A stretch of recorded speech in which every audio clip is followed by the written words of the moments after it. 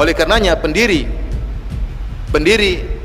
organisasi Nahdlatul Ulama, pendiri NU yang bernama Kiai Haji Muhammad Hashim Al-Asy'ari, iya benar, Muhammad Hashim Al-Asy'ari menulis sebuah kitab untuk mengingkari orang-orang yang melakukan maulid Nabi. Dia menulis sebuah risalah judulnya At-Tanbihatul Wajibat Liman Yasna'ul Maulida Bil Munkarat. Peringatan-peringatan yang wajib terhadap orang-orang yang melakukan maulid dengan kemungkaran. Hashim Al-Asy'ari termasuk ulama yang membolehkan acara maulid. Tetapi tatkala dia melihat acara maulid dilakukan dengan praktek-praktek kemungkaran, maka dia ingkari acara tersebut.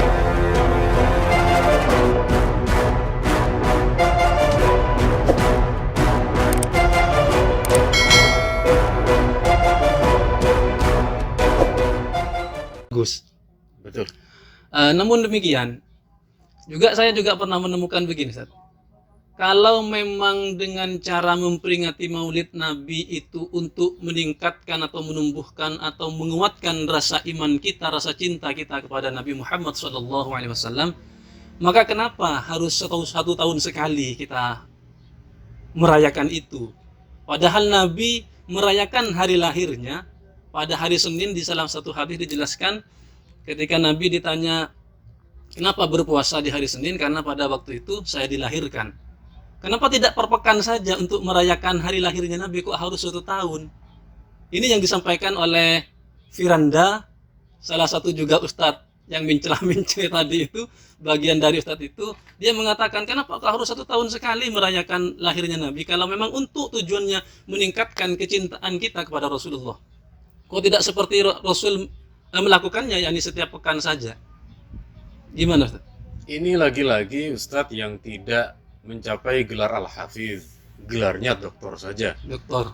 Ulama kita yang bergelar Al-Hafiz bernama Imam Ibnu Hajar itu, beliau mengambil dalilnya adalah kenapa kok tidak tiap pekan, kenapa kok setahun sekali. Istimbat yang dilakukan oleh Imam Ibnu Hajar itu adalah ketika orang-orang Yahudi datang ke Madinah, ketika Nabi hijrah ke Madinah dan berjumpa dengan orang-orang Yahudi, lalu Nabi bertanya, kenapa kalian berpuasa di hari Asyura? Zaka yaumun adfarallahu li Musa wa aghraqa Fir'aun. Karena pada hari itu Allah memberi kemenangan kepada Nabi Musa dan menenggelamkan Fir'aun. Dan itu terjadinya adalah pada hari Asyura, yang itu terjadi dalam setahun sekali. Maka kata Imam Ibnu Hajar di dalam hadis ini, boleh bagi kita untuk kemudian melakukan bentuk kebahagiaan itu dalam 1 tahun sekali, karena ini Rasulullah yang kita yakini lahirnya ini adalah tanggal 12 Rabiul Awal, lalu beliau mengkiaskan dengan kejadian yang namanya Asyura tanggal 10 Muharram itu juga setahun sekali, maka oleh beliau bentuk momentum agar kita ini tidak lupa. Dalam ibarat kita ini punya alarmnya itu kan tidak tiap jam. Alarm itu, pengingat itu 1 tahun sekali. Kalau setiap hari Senin sudah ada. Buktinya apa? Kita di pondok Senin malam Selasa acara burdahan. Di majelis-majelis sholawat ada majelisnya Habib Mundir Jalsatul Isnain. Jadi kami tetap itu. Bahkan di malam Jumat pun juga ada yang membaca burdah di pondok-pondok, membaca maulid Nabi. Jadi tetap kami amalkan.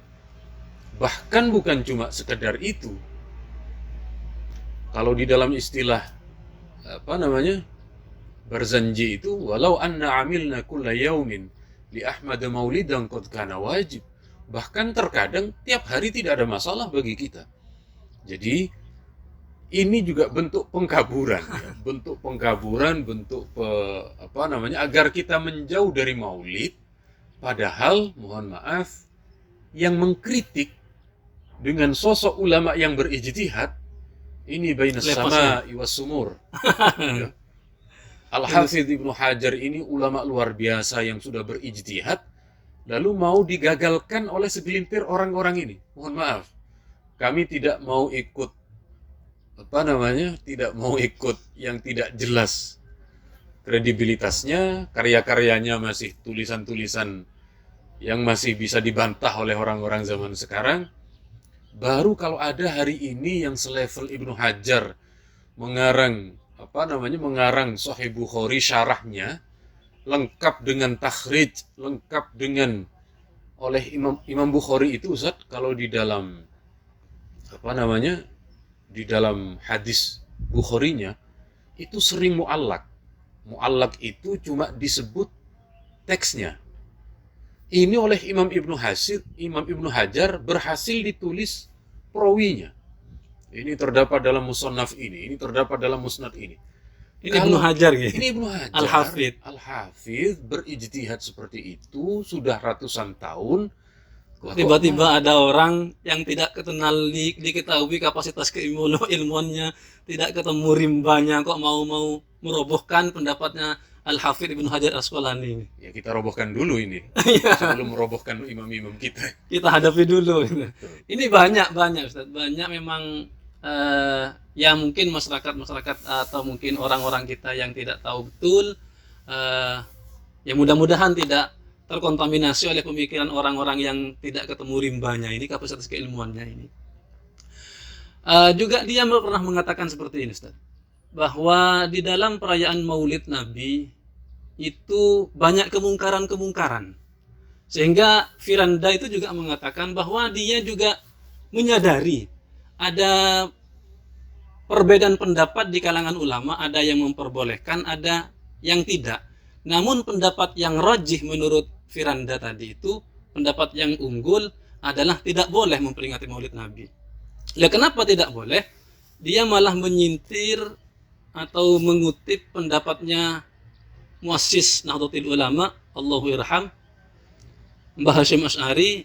Di sana dijelaskan kata Firanda itu bahwa Mbah Hasyim Asy'ari ini tidak memperbolehkan Maulid Nabi karena banyak kemungkaran-kemungkaran di dalamnya. Di antaranya ya tadi kumpulnya perempuan dan laki-laki, atau mungkin ada mubadzir, merayakan Maulid Nabi dengan cara besar-besaran. Ini mubadzir ini tidak boleh, ini termasuk mungkarat.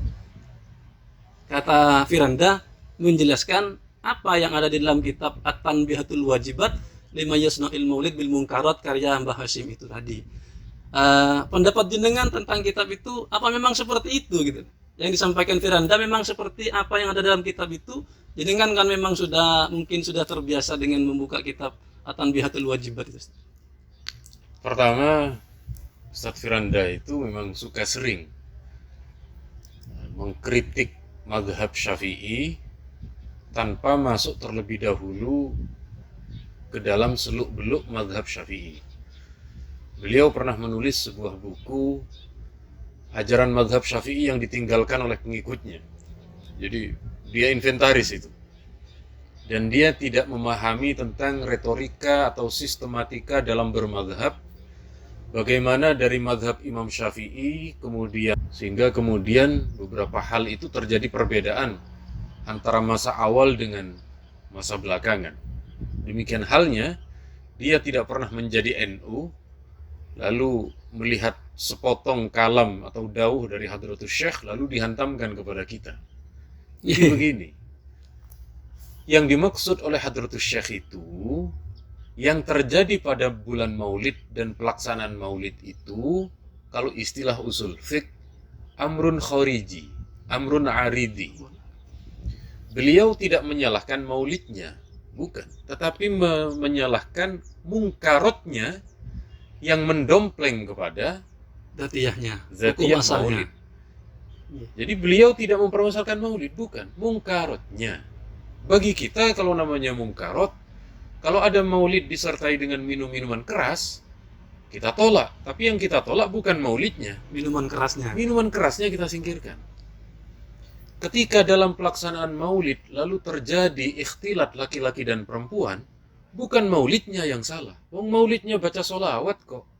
Maulidnya tadi ada penyampaian sirah nabawiyah. Berarti ikhtilatnya ini yang ditertibkan. Misalnya di mana tempat duduk laki-laki, di mana tempat duduk perempuan. Coba kita lihat acara maulid seperti Ustadz Firanda ini. Kalau memang seperti yang dituduhkan dari dauhnya Mbah Hasyim, coba datang ke masjid. Masjid mana yang laki-laki perempuan terjadi ikhtilat? Shafnya terpisah kok. Shafnya menyendiri, tidak sama. Hal ini pernah terjadi, Ustaz, masalah ikhtilat ini, ketika ditanyakan kepada Imam Ibnu Hajar Al-Haytami. Ini beliau karena tinggal di Mesir, Al-Haytami, beda sedikit dengan saya. Saya Al-Hitami. Berarti sama kita.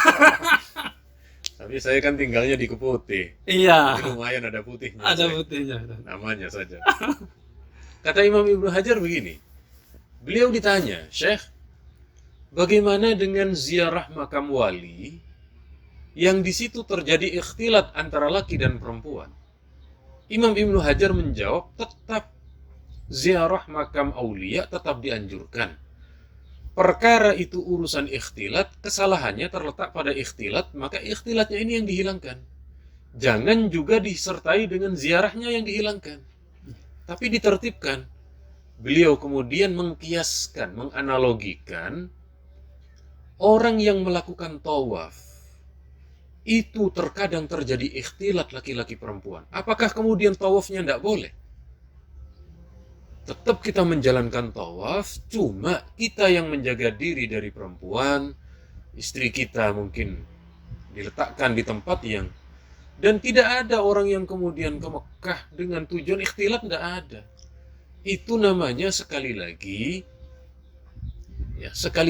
bukan letak tawafnya yang kemudian salah, tetapi amrun khorijinya ini loh, amrun aridi. Nah ini loh, sulitnya kita berdialog dengan orang yang tidak belajar usul fiqh, yang tidak belajar ilmu tentang metode istimbatul ahkam.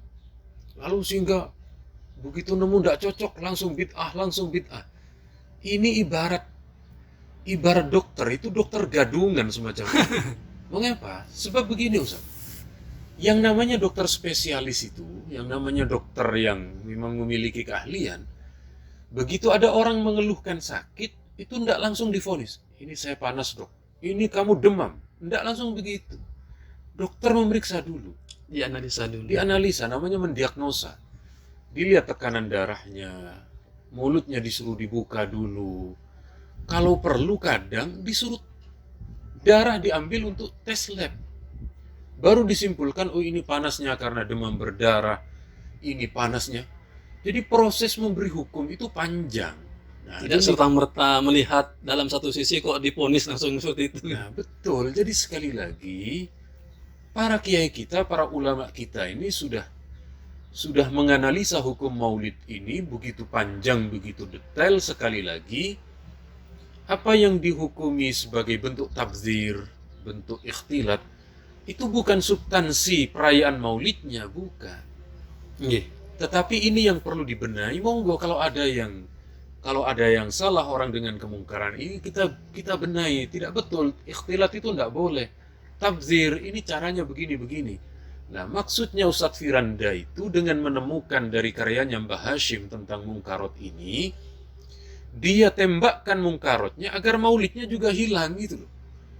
Ya ini kan ilmunya anak-anak yang semacam ini. Kita tahu hal semacam itu. Jadi kita pilih mana amrun dakhili yang benar-benar bentuk maulid yang tidak ada pelanggarannya itu, mana yang ketika pelaksanaan orang awam itu ada kesalahan, maka ini dipertahankan, kesalahan itu yang dibenahi, kan selesai.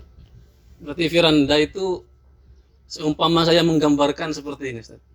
Melihat sebuah pohon besar yang sudah kokoh, cuman ada benalu, kok karena benalu itu pohonnya mau ditebang. Kan sebenarnya yang baik benalunya dibuang, pohonnya terus biar saja, biar bisa dijadikan tempat berteduh dan lain sebagainya.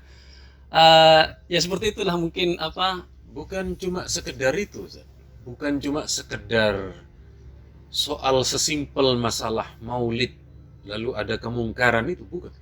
Tetapi sistem 4 mazhab ini, sistem 4 mazhab di dalam fikih, 4 mazhab itu, kemudian akidah kita Asy'ari Maturidi yang sudah mapan ribuan tahun diamalkan oleh miliaran umat Islam, itu mau diganti sistem baru Salafi ini.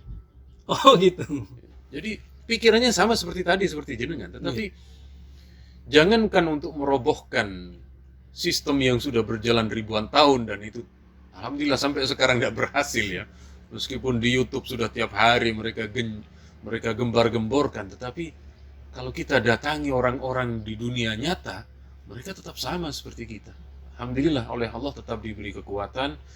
Oleh Allah insya Allah ya ajaran kita ini yang diberi keabadian sebagai sawadul a'zam. Ya tadi seperti tadi bahwa ini kembali pengkaburan, kembali pemaksaan pemikiran untuk merusak pemikiran yang sudah kokoh, yang sudah kuat, yang bertahun-tahun itu umat manusia melakukannya. Juga Firanda itu mengatakan seperti ini. Ini juga yang lucu bagi saya. Ada orang merayakan Maulid Nabi, dia memiliki keyakinan bahwa ketika mahallul qiyam, ketika marhabanan, maka dia berdiri karena apa? Karena menghormati ruhnya Nabi yang rawuh. Jadi Firanda mengatakan, masa iya? Semisal di dalam satu malam ada 10 tempat memperingati Maulid Nabi, apakah ruh Nabi atau mungkin jasad Nabi jadi terpotong-potong jadi 10 untuk mendatangi tempat-tempat yang merayakan Maulid Nabi pada satu malam itu? Ini khurafat menurut Firanda. Keyakinan-keyakinan ini adalah keyakinan khurafat. Tidak mungkinlah Nabi mau mendatangi atau ruhnya Nabi atau mungkin jasadnya Nabi mendatangi di mana tempat pembacaan sholawat, membaca marhaban dan lain sebagainya. Benarkah ini khurafat atau mungkin seperti apa gambaran kita memahami ketika kita bersolawat atau mungkin tempat-tempat yang memperingati Maulid Nabi dibacakan Maulid, dibacakan marhaban dan sebagainya, Nabi rawuh, kita takziman untuk berdiri. Ini pemahamannya seperti apa?